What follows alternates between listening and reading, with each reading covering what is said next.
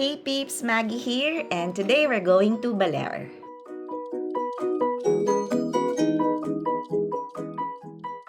Although there are too many places to mention, eto yung mga pupuntahan natin today.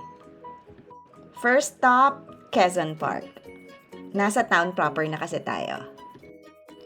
So within this area, may maayos naman na parking space. Apat na yung places na mapupuntahan from here. So to my right is the Quezon Park. Nandyan din yung Museo de Baler. Later on, we'll go there. So that's where people get their photos taken when they're in Baler. So we're at the City of Baler. Town proper. Hindi pala siya city. Hindi masyadong maaraw. Actually, medyo makulimlim. Wish lang natin na wag sanang umulan ng todo this afternoon. We're at the town proper and I'm going to show you around. Later on, we're going to the Museo sa Baler. Ito yung kanilang town hall. See?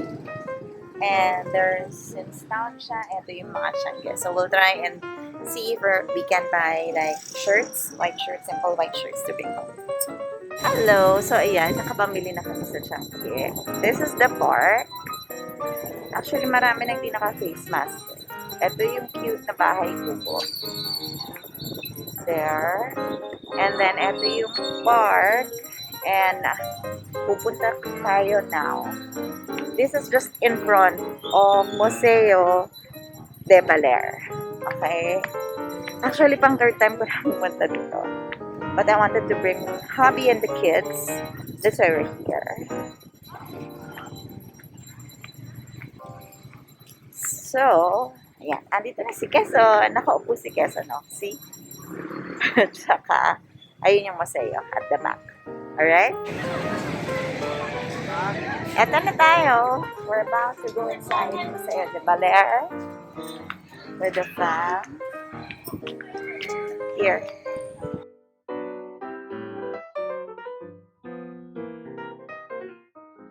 So, papasok na tayo sa Museo de Baler. We actually paid for the entrance fee dito and para sa bahay ni Maria Aurora when we checked in sa hotel. So, it's around 100 pesos per person.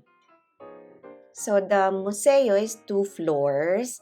Marami tayong matutunan dito about the history. It is also with historic significance kasi birthplace siya ni President Manuel Quezon. And dito natin maiintindihan talaga yung history about the Siege of Baler. Ang dami ring paintings. May mga modern na painters na nagbigay dito ng kanilang mga works. And yeah, I think I would like to applaud the town kasi they were able to at least restore or sustain yung mga artwork and other historical artifacts for Baler.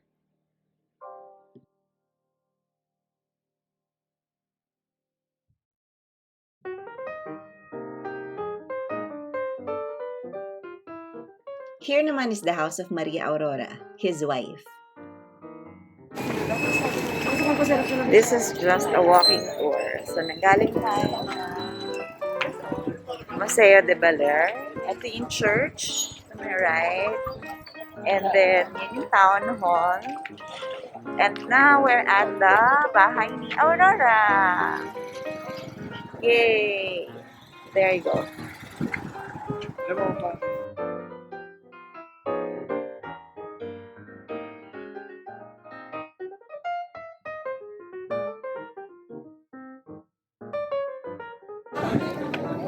We're going up. From here, makikita mo ang church.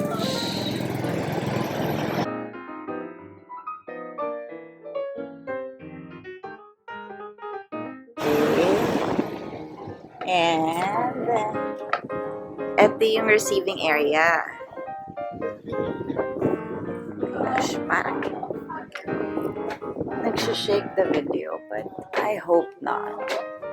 So, door on your left. Tada! Ang sarap. Grabe ang presko.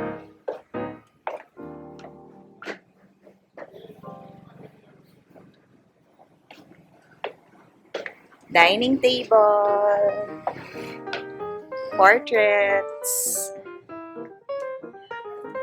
See? Nice. Ang presko. Ganito yung mga houses nung unang panahon. Sa provinces, may mga ganito pa.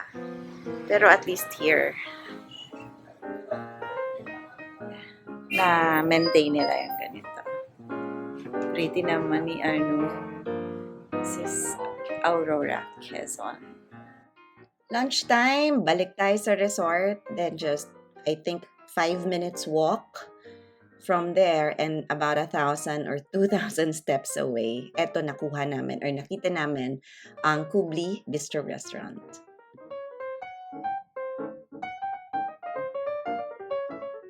Going there, may mga nakita kaming places na parang homestays, inns, na pwede rin pagstayan other than hotels.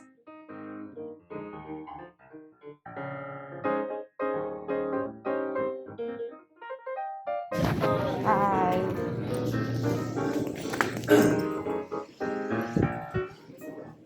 So, Kubli Bistro, actually, it's a Filipino restaurant. You can enjoy food while listening to a band kapag dinner. Pero kapag lunchtime, walang band. The restaurant offers extensive selections of Filipino, may Mexican din, Western, and Italian dishes.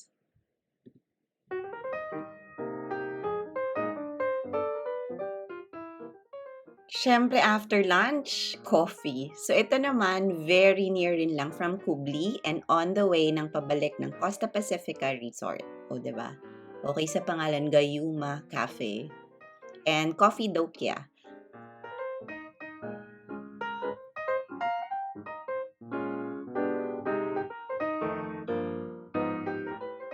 Actually, meron din silang mga food that you can enjoy with your coffee. Masarap yung iced coffee dito.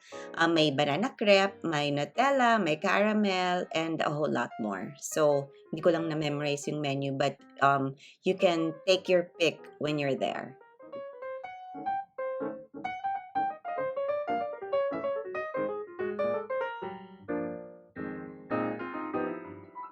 And now we're off to Ermita Hill.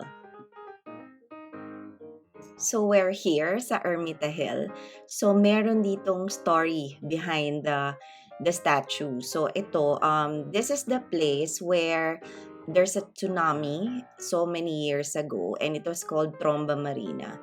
So the story was that 7 families actually survived the tsunami or the tidal wave by going here sa Ermita Hill, and talagang inakyat nila the top of this hill or mountain. Hindi lang tayo aakyat now. It's one of the highest places in Baler, and it's been told na one of the families, actually yung 7 families, are the Angaras.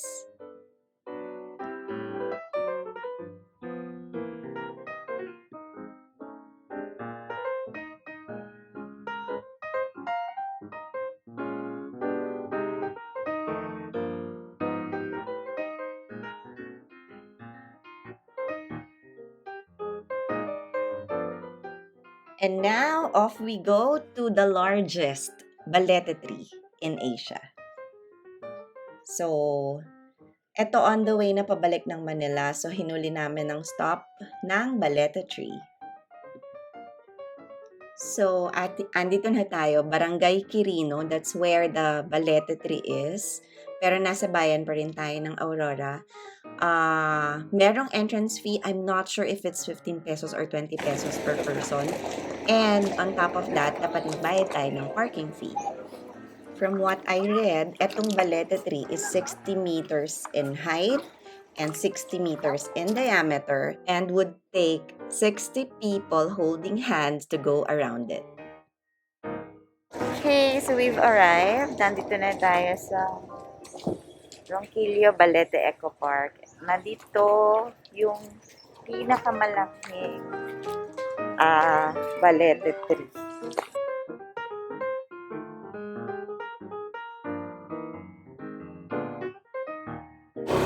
how tall it is. And yung white or circumference nga. Okay, let's just pay first. May parking fee kasi at saka entrance of course. Para ma-maintain din nila itong Balete Tree. So, bayad muna tayo. Okay? So, ito na. We will try kung makakapasok pa tayo.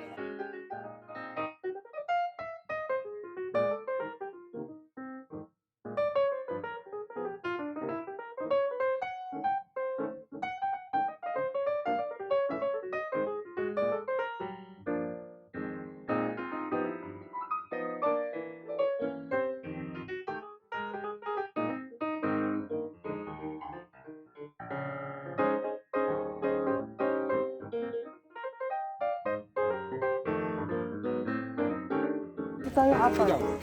Pwede tayo mag-picture. Sa loob?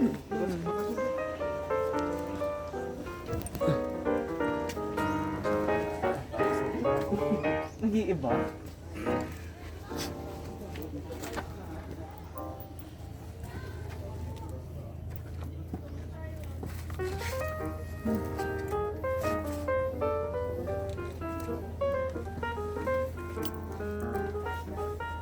Ay, pucha. Yung aking sintas.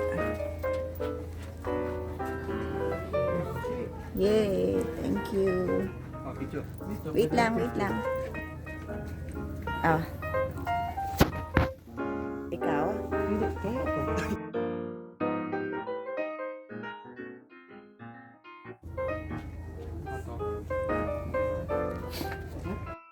Labas na tayo ng Balete Tree. Oh. Careful. Where are you now? There you go. Kids there and us here. Gosh.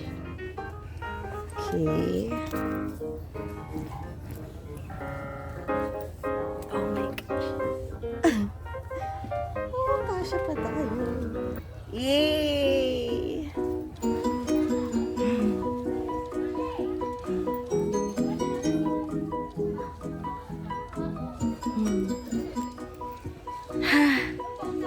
Success!